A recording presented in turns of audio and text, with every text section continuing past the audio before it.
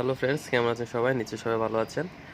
তো আমি আজকে দেখাবো যে কীভাবে এখানে সেট আপ দেওয়ার সময় আমি আমার হার্ড ডিস্কটাকে পার্টিশন দিয়ে দিয়েছি। এটা সি ড্রাইভটা হচ্ছে এসএসডিতে আছে, তো আমার এসডিডিটা আমি পার্টিশন দিয়ে দিয়েছি। পার্টিশন দেওয়ার পরে দেখা যাচ্ছে যে এখানে আমার ফোল্ডারগুলো আসে নাই, আমি যে পার্টিশনটা দিয়েছি। তো এটা কীভাবে সলভ করা লাগবে সেটা আমি দেখাবো। তো এখান থেকে আমি যাচ্ছি দিস পিসি, এখান থেকে রাইট বাটন ক্লিক করে আমি যাচ্ছি ম্যানেজ, দেন এখান থেকে আমি যাচ্ছি ডিস্ক ম্যানেজমেন্ট। তো এখানে দেখা যাচ্ছে যে আমার পার্টিশনগুলো এখানে শো করতেছে, কিন্তু এখানে শো করে না। তো সেটা কিভাবে আমি এখানে নিয়ে আসবো সেটা আমি দেখাবো।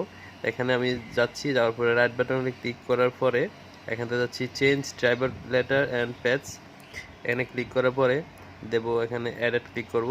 অ্যাডেড থেকে এখানে এক্সটেনশনগুলো নিজের মতো করে আমি এখান থেকে দিতে পারবো। তো আমি এটা ডি ড্রাইভার ইয়ে করবো, ডি এক্সটেনশনটা রাখবো, সেটা আমি দিয়ে দেওয়ার পরে এখান থেকে ওকে, এটি চলে আসছে।